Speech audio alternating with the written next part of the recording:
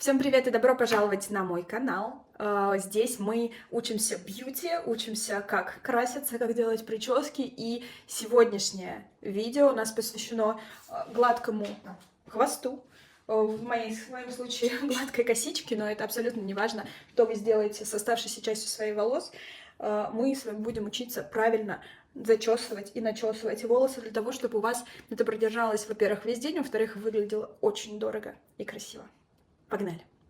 Ну что, мои дорогие хорошие, сегодня я вам буду показывать, как же мы будем делать мою прекрасную любимую прическу. Сегодня я с вымытой головой, но я ее не укладывала, поэтому я выгляжу примерно вот так. То есть, соответственно, абсолютно никак. И это как раз-таки подойдет для тех, кто говорит, что пористые волосы, кудрявые волосы и тому подобное. Мы с вами все решим, у вас получится идеальный как-то sleek ponytail. И начать я хочу сегодня со средств, которые нам потребуются. Во-первых, это две плотных резинки. Одна у меня на голове, одна здесь. Нужно будет именно две плотных резинки. Во-вторых, основные инструменты — это, конечно же, гель. Гель может быть абсолютно любой. Это вообще типа гель за 3 евро из ближайшего супермаркета. Это не важно. Главное, чтобы он был просто сильной фиксацией. Тут вот экстра фуэрте, супер сильный. Степень прилизанности и степень того, как у вас сильно будет держаться волосы, зависит от степени фиксации. То есть, по идее, можно, наверное, и средний брать, просто нужно будет побольше слоев нанести, чтобы там финально забетонировать волосы, если вы хотите. Но если вы не хотите бетонировать, как я люблю, как я сейчас буду показывать, то, возможно, и средний подойдет. Вот, но в целом, да. Главное, чтобы это был не какой-то воск и тому подобное, потому что тогда будет ощущение грязных волос, и это будет нехорошо. То есть нужен именно гель. Также вот такая вот расческа, простите, она немножко в волосах и грязненькая из-за геля. Но суть в чем? В этой расческе очень жесткие, как это называется, зубцы. Не знаю, как это называется. Короче, очень жесткая вот эта вот штучка, которая будет вам зачесывать волосы, и оно прочесывает и пролизывает. То есть, видите, я даже сейчас вот так вот провела, и оно сразу убирает пушок. Вот это вот просто must. Также я использую вот такую вот расческу для предварительного зачесывания. Как видите, она тут тоже с зубчиками для прочесывания. Но если у вас такой нет, то ничего страшного. Можно взять любую, на самом деле, массажную расческу или Tangle Teezer, потому что наша задача будет изначально зачесать волосы в правильный хвост, уложить правильно волосы и потом уже только их вычесывать. Вот. И также я беру просто расческу с тонкими зубчиками для того, чтобы сделать пробор. Да, в целом это все, наш наборчик. И давайте приступать. Первое, что нам нужно будет с вами делать, это определиться, а что мы хотим, потому что есть разные вариации. Сегодня я вам буду показывать вариации с низким хвостом, но также это может быть два низких хвоста, что смотрится тоже очень прикольно, особенно если у вас длинные волосы, либо если вы хотите вставить туда шиньонные волосы, это прям супер, выглаженный верх и длинный низ. Также можно эту прическу, взяв технику, которую я буду показывать, можно сделать и высокий хвост, и высокий пучок. То есть тут дальше depends on you, как говорится. Важно просто понять саму технологию. И тогда уже будет неважно, какие у вас волосы, все будет хорошо. Итак, что мы делаем сначала? Сначала мы просто вычесываем волосы, чтобы у вас не было никаких колтунов. Все было красиво, прекрасно. И дальше мы определяемся с пробором. Зачастую мы будем делать прямой пробор. Сейчас вот так вот. Прямой пробор, который у нас делается, соответственно, от носа через центр лба.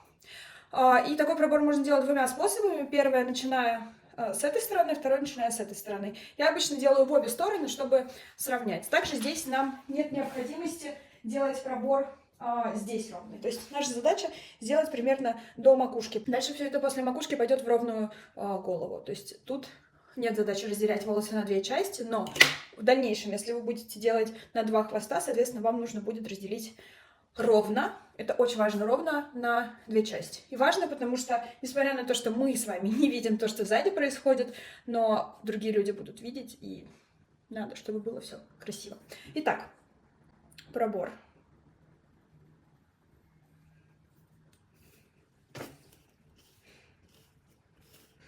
Прочесываем в одну сторону, прочесываем от макушечки Вот, и я прям разделяю даже самый мелкий волосочек. То есть, типа, вот моя задача, чтобы линия была максимально ровная. Вот видите, вот тут вот у меня кривенькая. Я это сейчас поправлю, потому что в дальнейшем все это будет видно.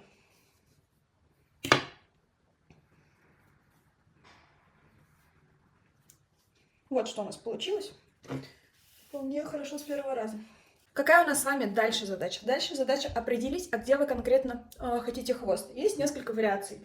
Первое это вот здесь вот, если потрогаете, у вас есть углубление в голове, и средний хвост делается всегда вот здесь вот в этой ямочке. Низкий хвост, соответственно, делается максимально низко, и он будет примерно там, где у вас начинается рост волос внизу. И высокий, соответственно, у вас пойдет на область макушки. И вот это важно понимать распределение хвостов для того, чтобы у вас вышел красивый в итоге финальный результат. Мы сегодня будем делать с вами средний хвост, то есть на место вот этой вот дырочки. И что мы делаем?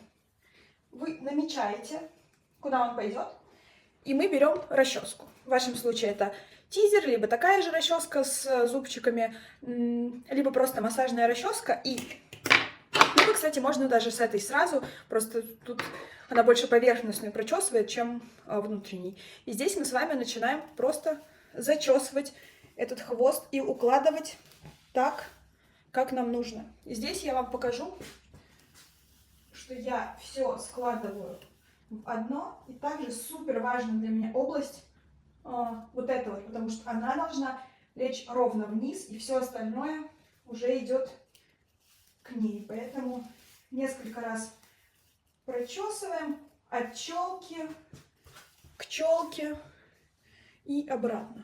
Как вы видите, в целом даже текущий результат уже после прочесывания, вот именно с расческой просто с вот этой щетиной, уже неплох, потому что оно успокаивает немножко волосы. Но, допустим, для кудрявых волос это не очень подойдет, просто потому что они все равно будут выходить и для кудрявых, и для более плотных волос точно нужен будет гель. Также на что я хочу обратить ваше внимание. Есть две штуки, которые моделируют ваше лицо. Первое это как у нас лежит челка. То есть смотрите, у меня сейчас она лежит условным полукругом. Также эта челка может лежать плоско, то есть она формирует прямую линию. Может лежать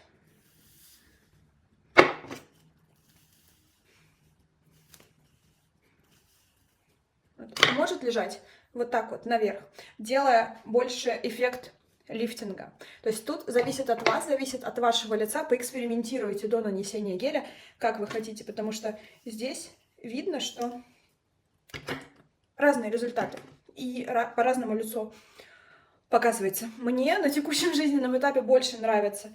Да, она у меня достаточно прямо лежит. Вот. Больше нравится, как выглядит лицо, более круглое. Вот это первая зона, на которую я прошу вас обратить внимание. И далее при зачесывании обязательно нужно сравниваться с зеркалом, чтобы здесь все было ровно и симметрично. И вторая зона, самая сложная, на мой взгляд, это зона вот этих вот наших прекрасных волосков. И здесь тоже есть два варианта того, как мы будем зачесывать. Первое, если они не очень длинные, то можно их зачесать вот сюда вот вниз. У меня они достаточно длинные уже, это будет смотреться странно и некрасиво, поэтому я буду зачесывать их вот сюда вот наверх, чтобы получился эффект вот такой. Так мне нравится больше, но тут опять же все зависит от вас. Но самое главное, что на эту зону обязательно нужно обратить внимание, потому что она также будет формировать ваш финальный образ, финальную аккуратность. Ну и зона бакенбардов, она не настолько сложная, но просто здесь тоже нужно за ней следить. Итого, мы с вами сделали, прочесали хвост. И мы закрепляем его здесь первый раз. Мы будем несколько раз снимать резинку и обратно ставить ее, поэтому не пугайтесь. Это не финальный результат. Видите, как у нас сейчас выглядит все. Во-первых, вот у меня бэйби. волосы торчат, во-вторых, торчат вот с этих сторон волосы, потому что они просто не укладываются в хвост. Но в целом, это уже полдела. Просто хорошо прочесать голову. Очень многие вот так вот ходят, это устраивает, меня это тоже периодически устраивает, но когда мне нужно, чтобы у меня прическа продержалась с утра и до вечера, особенно с тем учетом, что у меня есть челка, которая может выпадать, я обычно все-таки использую гель. Итак, давайте с вами приступим к гелю. По поводу степени фиксации я вам рассказала. Что же мы делаем? Какая задача? Во-первых, можно сначала до геля взять расческу и прочесать. То есть, как мы видим, сейчас я как-нибудь вот так сделаю, прочесывая вот так вот, у нас уже спадает эффект пушка, потому что пушок остается здесь. И прочесывая назад волосы с помощью расчески, мы уже убираем часть пушка. Вы можете не бояться прочесывать, он немножечко может начесать волосы, но мы вот это потом все счешем в хвост, когда мы будем убирать. Вот видите? Опять же, антенки торчат, но я их счесываю, и антеннок становится меньше. При этом сзади у нас с вами сейчас происходит небольшой месс. И тут я в зависимости от ситуации могу прямо сейчас зачесать сразу тот месс, который мы начесали из волос вовнутрь в хвост. Либо же это можно сделать после первого слоя геля. Это не сильно принципиально. И если вы видите, уже снова стало лучше. Но, опять же, все еще без геля. Поэтому просто на каждом этапе контролируйте, как вам достаточно. И вперед. Супер вариативная штука. Мы приступаем к гелю. И геля я обычно не жалею. Я прям вот так вот выкладываю. И это у меня пойдет на одну часть волос. И я прям от пробора ставлю на пробор расческу и увожу вниз. У меня задача на текущий момент просто распределить гель по волосам. И ваша самая важная зона, где у вас будет больше всего геля, это, во-первых, ну, у меня, по крайней мере, зона челки и там, где она выпадает. Во-вторых, это зона пробора, потому что от пробора идет вся постановка волос и как она дальше у вас будет смотреться на голове. То есть вот тут вот, допустим, на текущий момент я вижу то, что зачесалось, но видите, все равно есть волосики, которые торчат. Поэтому я просто повторяю, но повторяю уже не с самого начала волос, а отсюда, с середины волос. Так, и также не забываем про бакенбарды. То есть просто зачесываем, и дальше я вам покажу фокус, который мы будем делать. Гели для волос это достаточно пластичный элемент, то есть он в течение минут, наверное, 10 будет еще мокрым, поэтому с ним можно будет делать все, что угодно, но при этом не забудьте, что если вы делаете эту прическу, то вы должны ее сначала сделать, и потом идти делать ваши какие-то дела, потому что если вы сделаете, допустим, одну часть головы, отвлечетесь и уйдете делать что-то еще, а потом нужно будет что-то исправить, вероятность исправления мала, потому что вам для этого, скорее всего, нужна будет вода для того, чтобы размочить гель. Вот, я тем временем уже зачесываю вторую часть головы.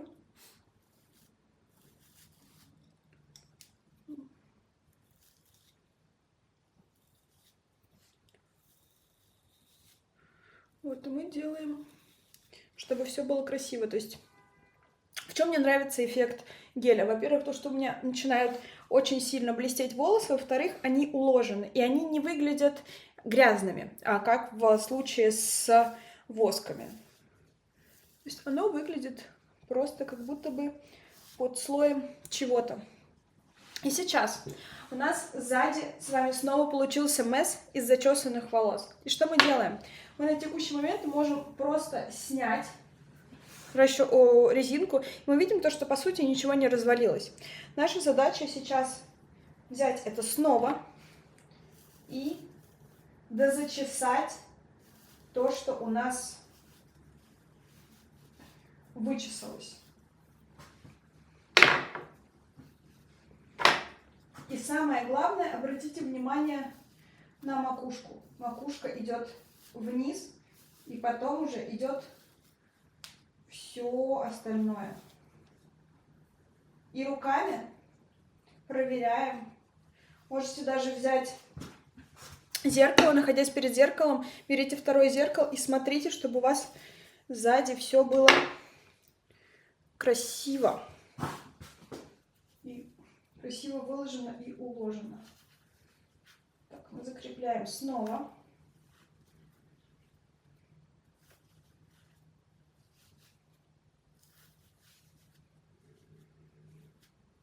Вот. Уже красиво. Практически ничего не торчит. Если есть какие-то волосики, вот, допустим, вот тут один вылез, и он вас бесит, просто зачесываем его еще раз. Ничего страшного. Можно взять еще немножко геля, совсем немножко намочить. Вот, но уже выглядит красиво. У нас с вами что осталось? Во-первых, вот эти вот бэйби-волосы, которые нам нужно зачесать с вами наверх. Здесь мы также берем, я здесь наполовину расчесочки это делаю. И просто беру вот эту вот часть и аккуратненько начинаю зачесывать наверх к хвосту. Вот. Можно руками вот так вот пройти. Наша задача намочить.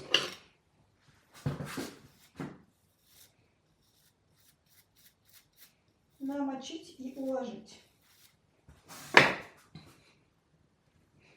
Кто более ленивый, чем я, это все можно делать, по сути, в один присест с предыдущим шагом. Вот, но я очень принципиально в вопросах всяких как они называются, господи? Принципиально в вопросах бэйби-волосков. И я лучше несколько раз перевяжу резинку, но у меня все будет идеально, чем они меня будут бесить, потому что какой-то волосок вылез. Так. Вот, итого, у нас, смотрите, что с вами получается. Достаточно, я, по крайней мере, надеюсь, я сзади-то не вижу, что у меня происходит, то вам сейчас покажу, а там все некрасиво. У нас получается, что вот это вот зачесано наверх, здесь у нас ничего не торчит и не раздражает, и при этом гладкая, блестящая, красивая голова и ровные линии, ничего не торчит. Здесь такая очень минималистичная прическа. И дальше у вас есть два варианта развития событий. Во-первых, вы можете оставить хвост. В случае, если у меня волосы не уложены, я могу либо взять плойку, либо Dyson и немножечко закрутить их, либо могу их выпрямить, потому что, например, вот так вот это смотрится, ну, не очень красиво, когда у вас идеальный верх и какой-то месс снизу на волосах. Желательно это уложить. Но, опять же, up to you. Также здесь можно сделать какую-то вариацию вот такой истории с помощью жгута. Можно сделать вариацию пучка и какую-нибудь красивую штучку прикрепить. Все, опять же, зависит от вас и от вашей фантазии. Я же буду делать косу, потому что я сейчас пойду на спорт. На спорте мне не нравится, когда у меня волосы болтаются. Вот, поэтому я буду делать косу. И для тех, кто будет делать косу тоже, что я делаю? Я выдавливаю немножко средства себе на руки, то есть прям совсем немножко, чтобы просто было немножко влажно. И я вот так вот проглаживаю мой хвост. Проглаживаю для того, чтобы снять синтетический заряд, что ли, с волос и убрать изначально торчащие волосы, потому что нам они абсолютно не нужны в будущем. И что я делаю? Я делаю просто косичку. Я надеюсь, все знают, как делать косичку, но я на всякий случай покажу. Мы разделяем волосы на 3 части. Вот у нас 3 части, и можно сделать разными путями. Вы можете либо накладывать волосы наверх, либо мы можем накладывать волосы вниз. И получится немножечко другой эффект. Я делаю когда как. Сегодня давайте сделаем с наложением волос вниз.